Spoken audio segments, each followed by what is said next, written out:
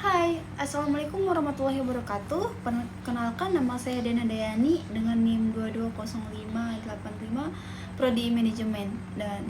Dan saya di sini akan melontarkan rangkuman yang telah saya baca sebelumnya. Perilaku organisasi adalah suatu studi yang menyangkut aspek-aspek tingkah laku manusia dalam suatu organisasi atau suatu kelompok tertentu. Perilaku organisasi meliputi aspek yang ditimbulkan dari pengaruh organisasi terhadap manusia dan juga aspek yang ditimbulkan dari pengaruh manusia terhadap organisasi.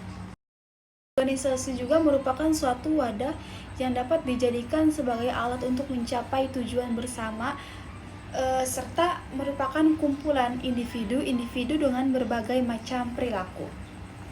Nah, organisasi juga merupakan suatu sistem perserikatan formal, berstruktur dan terkoordinasi dari sekelompok orang yang bekerja sama dalam mencapai tujuan tertentu.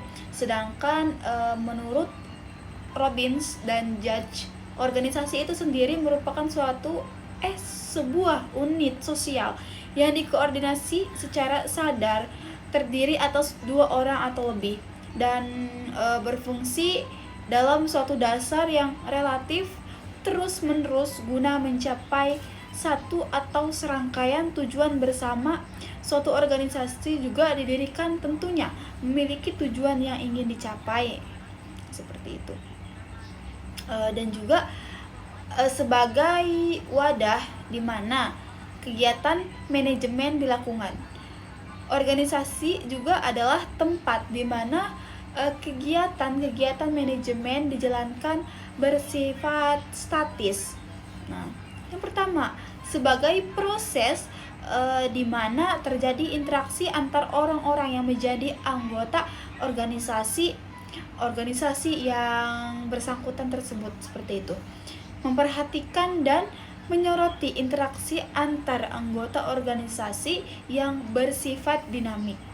Yang kedua, ada juga dinamika dalam organisasi memunculkan adanya hubungan, yaitu menurut saya hubungan yang pertama itu adalah hubungan formal.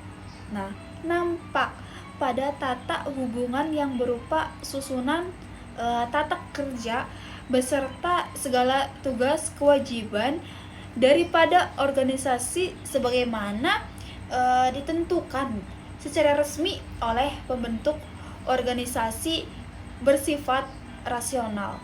Ada juga hubungan informal, nampak pada tingkah laku dan tindakan masing-masing peserta anggota dalam hubungan pribadi mereka, baik antara atasan dengan bawahan gitu tuh, maupun hubungan pribadi antar bawahan bersifat irasional dan emosionalnya erat gitu tuh, seperti itu. Erat berhubungannya dengan perasaan, keinginan serta hasrat tiap individu, seperti itu. Baik, jawaban nomor 2 adalah perilaku organisasi adalah suatu bidang studi yang menyelidiki dampak perorangan, kelompok, dan struktur pada perilaku dalam organisasi dengan maksud menerapkan pengetahuan semacam itu untuk memperbaiki keefektifan organisasi. Lanjutan nomor 2, perilaku organisasi adalah studi yang menyangkut aspek tingkah laku manusia dalam suatu organisasi atau dalam suatu kelompok tertentu.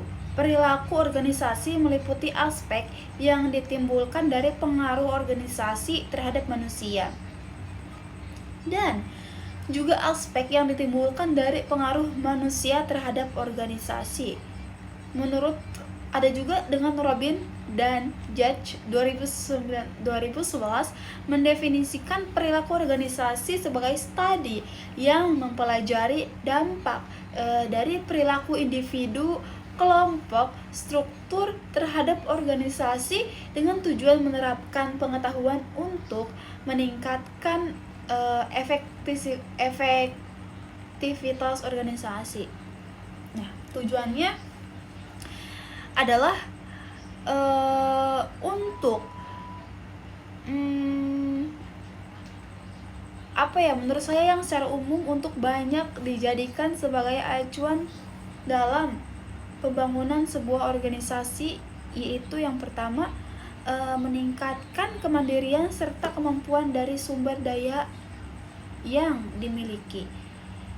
Ada juga menjadi wadah yang membantu mencari keuntungan bersama-sama dengan kerjasama yang sudah terbagi dengan baik.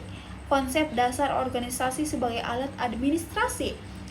Nah, organisasi ini juga dapat ditinjau dari dua sudut. Yang pertama, sebagai wadah di mana kegiatan manajemen dilakukan. Organisasi adalah tempat di mana kegiatan manajemen dijalankan bersifat statis sebagai proses di mana terjadi interaksi antar orang-orang yang menjadi anggota organisasi yang bersangkutan tersebut, seperti itu.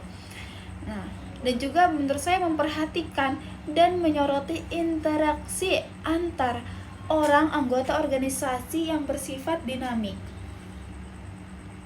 Dan juga pentingnya mempelajari perilaku organisasi, yang pertama dengan mengetahui perilaku manusia, baik secara individu maupun kelompok di dalam organisasi, akan membantu pimpinnya organisasi untuk menempatkan orang tersebut pada jabatan atau bagian pekerjaan yang sesuai dengan kepribadian dan keahlian mereka tersebut, gitu tuh, seperti itu.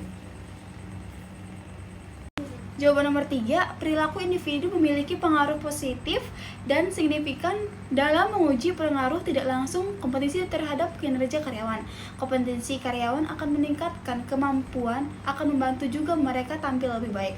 Perilaku individu memiliki pengaruh positif dan signifikan terhadap kinerja karyawan. Nomor 4, motivasi prestasi adalah dorongan dalam diri individu untuk mengatasi segala tantangan dan hambatan dalam upaya mencapai tujuan.